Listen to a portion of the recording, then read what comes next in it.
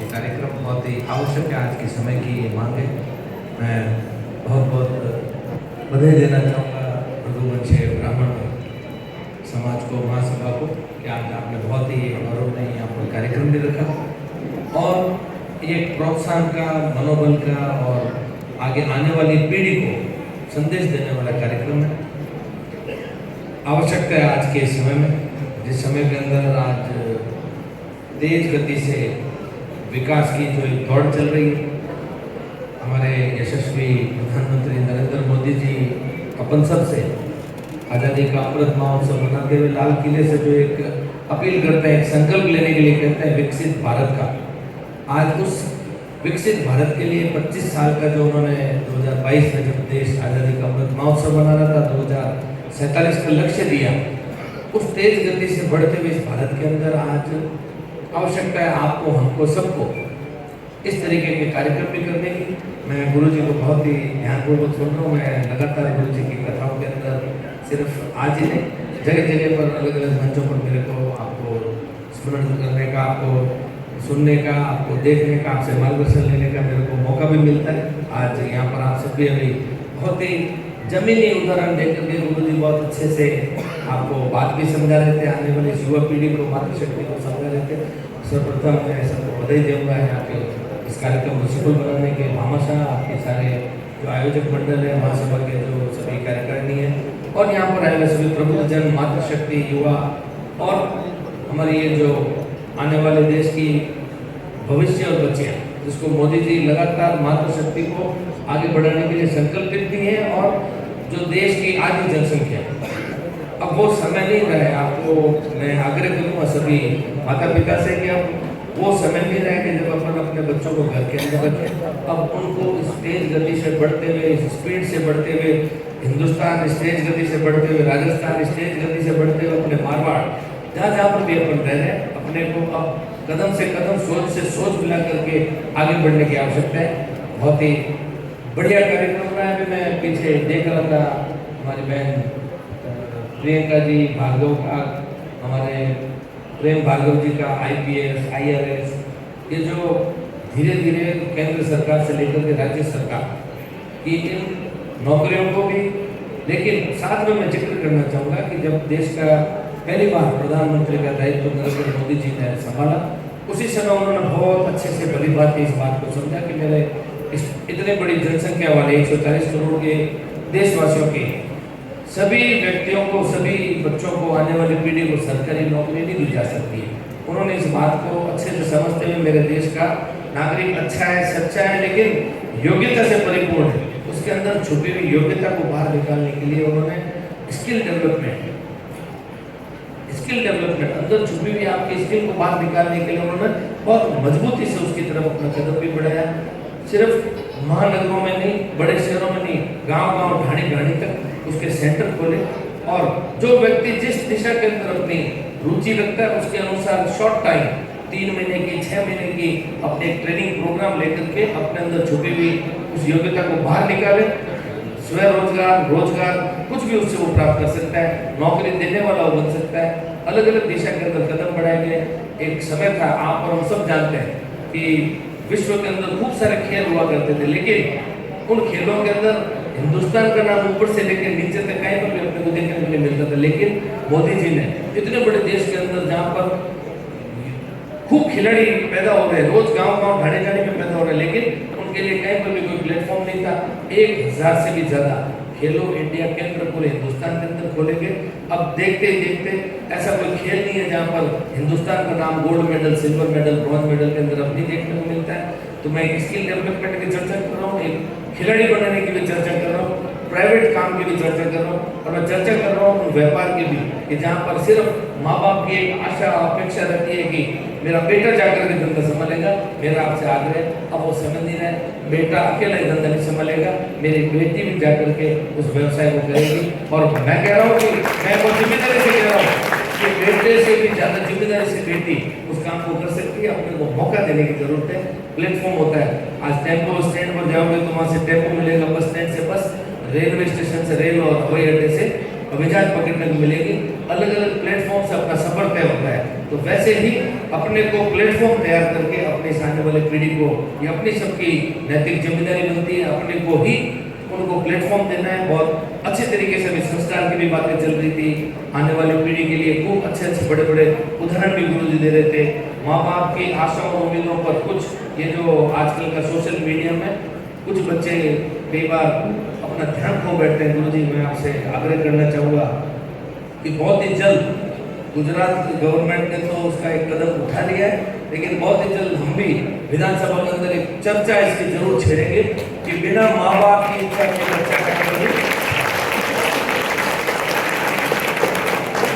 चर्चा करनी चाहिए नहीं ऐसी आधा लोग कह रहे चर्चा करनी चाहिए विधानसभा 5-10 जगह में होने माँ बाप की बिना इच्छा के बेटा बेटी कहीं पर भी है जो कोर्ट में चली गए अच्छा है कानून, इस दिशा में कदम बढ़ाना चाहिए कि नहीं? तो ये भी हम विधानसभा के अंदर बहुत ही जल्द इसकी एक बार हम चर्चा छेड़ेंगे, पक्ष विपक्ष सब इसकी चर्चा करेगा।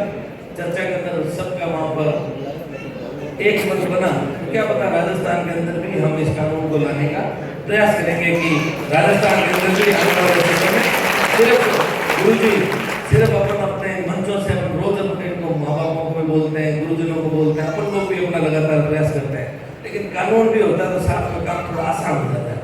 वरना कानून के सारे से पथ भ्रमित हुए हुए बच्चे कई बार उल्टा कदम उठा लेते हैं, उनकी नादान उम्र होती है, उनकी गलती नहीं होती, फिर अपने को बचपन से नाक और कान और आंखें मिलाते मिलाते बाद में ओकिर बन गए हो रहे, वो अपने को कहना नहीं पड़ेगा। आज ये जो समय चल रहा है उस समय के साथ में जो आवश्यकता है, आप लोगों के बीच में उठते बैठते आप ही सब लोग सीखते, सीखने के बाद में क्या क्या समाज के अंदर समाज की आवाज है, क्या क्या भी आवश्यकता है, उन सब कार्यक्रमों के अंदर मोदी जी से आपको हमको सीखने की आवश्यकता है। एक समय तक एक कालखंड था जब आपको हमको कोई ना कोई ऑफिसर से रखना पड़ता था, खुद की मार्कशीट खुद की वेरिफिकेशन कराने के लिए सब तहसीलदार जी को अय्यन साहब डॉक्टर थकूम रहा था। मोदी जी ने कहा नहीं, मेरे देश का नागरिक एकदम सच्चा है, वो किसी के पीछे नहीं घूमेगा, खुद का सेल्फ अटेस्ट करेगा। मोदी जी ने कहा नहीं, कहीं पर भी बाहर घूमने के लिए नहीं जाएगा, कोई पटवारी ग्राम सेवक पेंशन नहीं बांटेगा, मेरे उस नागरिक का खुद का बैंक अकाउंट होगा। हर वो छोटा छोटा विषय कवर करके आज जिस तरीके से कार्य किए जा रहे हैं, देश आज बहुत तेज गति से आगे बढ़ा है। 11वें स्थान की जीडीपी से आज अपन 4थे नंबर जापान जैसे देश के अपन पीछे छोड़ करके आगे निकल चुके हैं। एक समय था जब 70 और 80 60 और 70 के दशक में अपने पास बॉलीवुड था, लेकिन गाने अपन मेरा जूता है जापानी, पतलून इंग्लिशस्तानी, सर पे लाल टोपी रूसी, फिर भी दिल है हिंदुस्तानी, एक दिल रोमांडॉट और मानसो पार। लेकिन अब जापान अपने पीछे जा चुका है, जर्मनी को अपन बहुत जल्दी पीछे छोड़ने वाले हैं, और इधर Modi ji make in India का नारा दे चुके हैं। तब अपने को कोई पतलून इंग्लिशस्तानी नहीं ढूंढनी है, कोई रूसी टोपी नहीं ढूंढनी है, अपने को मोदी जी कहते हैं जैसे मेक इन इंडिया, मैं बोलूँगा स्वदेशी की तरफ अपने को बढ़ना है।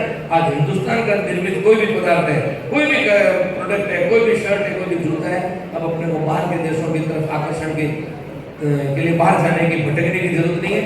अपने हिंदुस्तान का बना हुआ लोग बाहर की तरफ खरीद रहे हैं। एक समय था कि 2 माफिया से पूरा विश्व परेशान था, और हिंदुस्तान तो उसके लिए पूरा बहुत बड़ा बाजार था, दवाई माफिया और हथियार माफिया।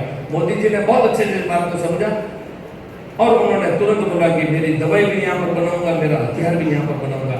आपने हमने पुरानी पीढ़ी ने हमारे खूब पीढ़ियां खराब होते हुए देखा है। पोलियो जैसी बीमारी हमारी कई पीढ़ियां उसके अंदर खराब हो गई, टीका वहां पर बना लिया गया, लेकिन 36 साल तक वो टीका हिंदुस्तान के अंदर लाया नहीं गया। कई टीके 29 साल 19 साल 25 साल 23 साल देखते देखते अभी आपने हमने सबने इन सभी बच्चों ने भी इस कोरोना जैसी वैश्विक महामारी को देखा। एक नहीं 2 टीके भारत में निर्मित बने, सिर्फ हिंदुस्तान के लोगों को ही नहीं, दूसरे देशों को भी मोदी जी ने उन टीकों को बेचकर उनकी जान बचाई। तो आज हिंदुस्तान की गति तेज हो चुकी है। मोदी जी ने पहले प्रथम काल के अंदर जापान के साथ बुलेट ट्रेन अब हिंदुस्तान के अंदर चलेगी, अपन भी सब बहुत खुश हुए। अब तेज गति वाले ट्रेन हिंदुस्तान के लक्ष्य छोड़ेगी। मोदी जी मानने वाले नहीं थे, मोदी जी ने तुरंत ही बोला मेक इन इंडिया, मैं वंदे भारत चलाऊंगा रोड पर। आज देखते देखते पटरी के ऊपर हिंदुस्तान के अंदर कितनी वंदे भारत ट्रेन अब जोधपुर तक आने लग गई है। सिर्फ उस बुलेट ट्रेन के भरोसे पर नहीं रह रहे, हर वो चीज हर वो आवश्यकता जो आपको हमको थी, आज एक आम आदमी कैसे मिजाज के अंदर चढ़ सकता है। देश आजादी के बाद में सिर्फ 74 एयरपोर्ट बने थे गुरु जी। आज की तारीख में 164 और उस विकसित भारत की जो कल्पना हम कर रहे हैं 2047 तक 850 से भी अधिक हवाई अड्डे यहाँ पर बनाए जाएंगे। देखते देखते हर वो तस्वीर बदलने वाली है।